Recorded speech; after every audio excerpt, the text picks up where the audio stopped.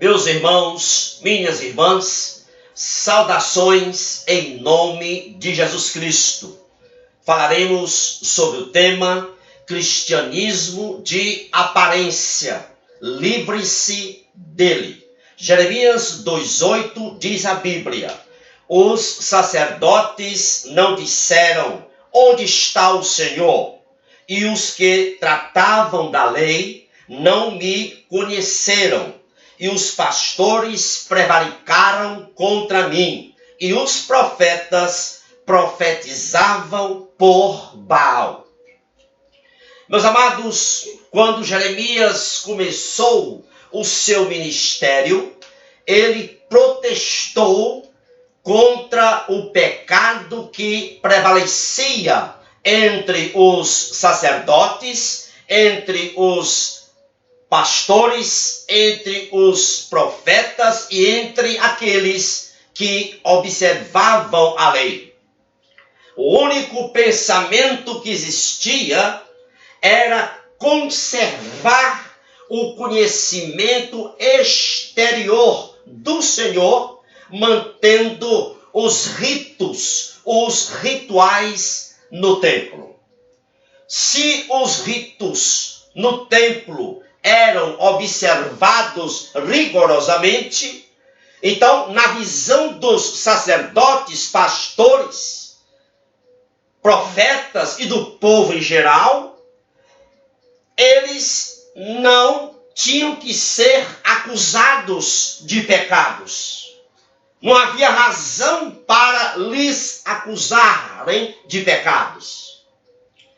Então, meus amados, contra todas as acusações que Jeremias apresentasse, eles respondiam com a beleza do ritual que praticavam no templo, esplêndido, suntuoso, e exclamavam: templo do Senhor é este. Mas, juntamente com esta reverência externa, permitiam-se vergonhosamente os pecados mais grosseiros.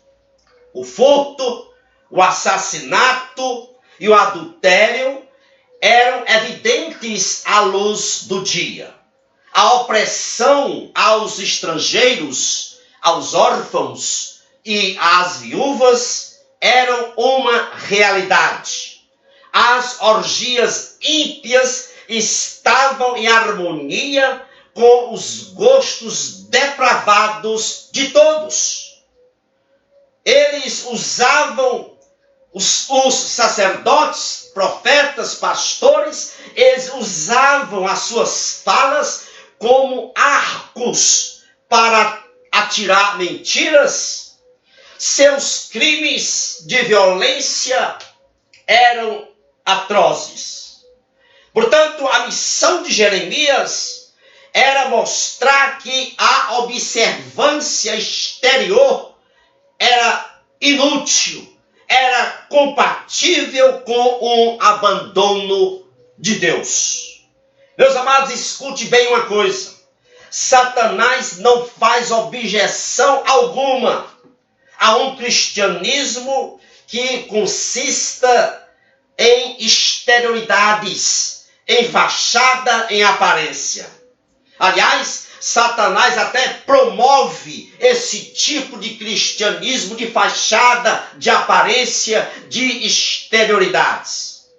O primeiro sintoma de uma igreja doente é a confiança nela mesma, é a confiança na instituição e o desprezo pela mudança de vida. Jeremias 7,3, a Bíblia diz que o profeta anunciava: endireitai os vossos caminhos e as vossas ações. Ali era um chamado à mudança de vida. Mas o templo esplêndido e os ritos eram para o povo e também para os sacerdotes, profetas e pastores um sinal que eles estavam bem. Era um problema grave isto aí. Então, para que mudança de vida? Pensava o povo, pensava os sacerdotes, pastores e profetas da época. Para que mudança de vida?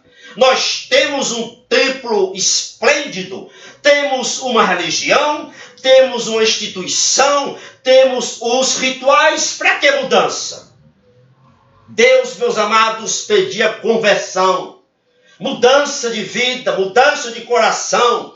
E o povo respondia com a instituição, respondia com a construção humana, respondia com a liturgia, com os ritos que praticavam no esplêndido templo.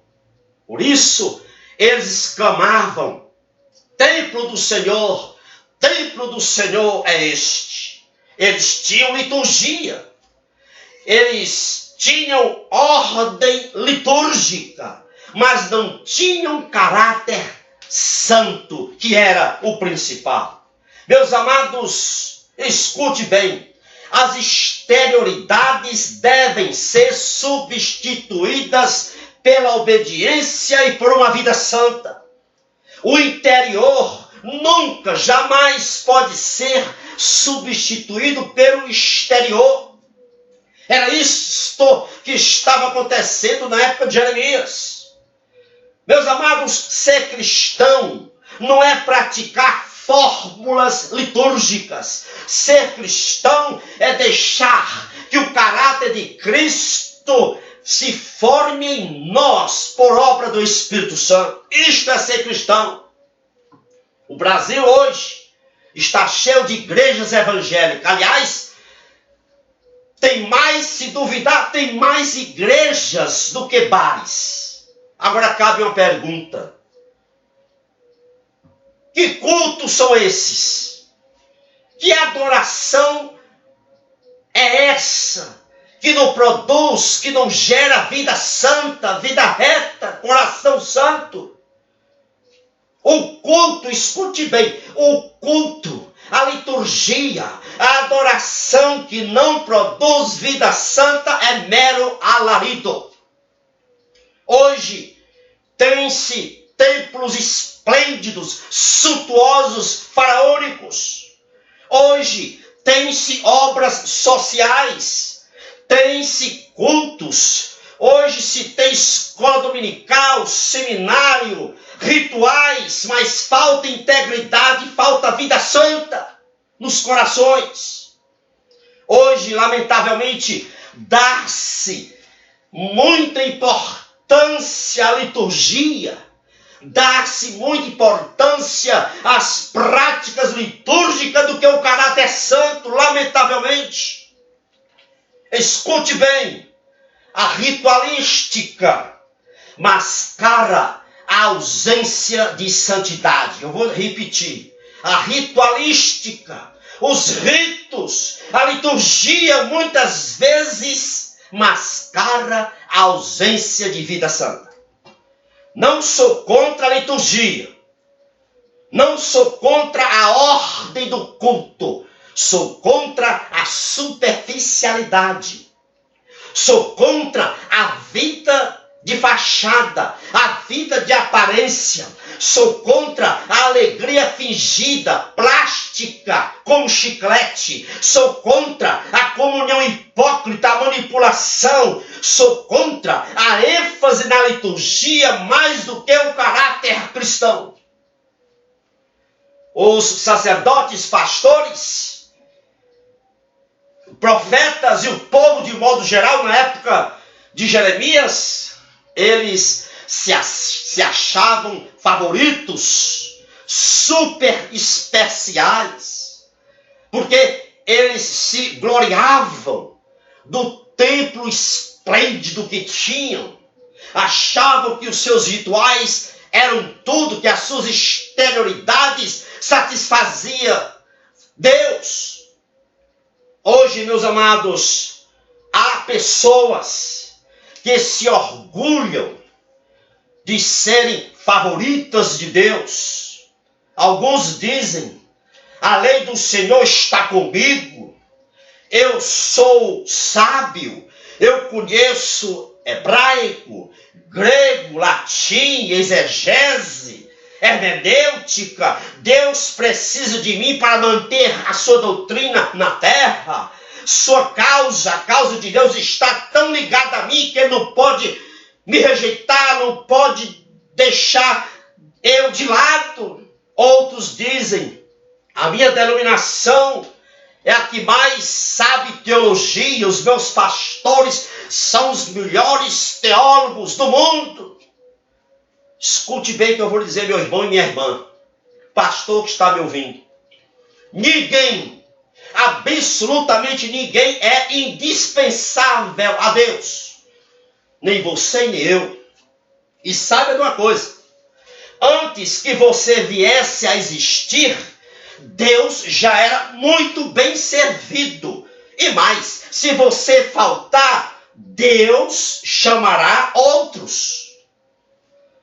Diante dessa arrogância daqueles que frequentavam o esplêndido templo na época de Jeremias, Deus lembra ao povo, lembra aos sacerdotes, pastores e profetas da época, o caso de Siló. Está registrado em Jeremias 7,14.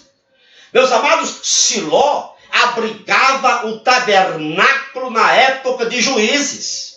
E aí Jeremias, usado por Deus, 7,14, declara que Siló foi destruída por causa do pecado do povo.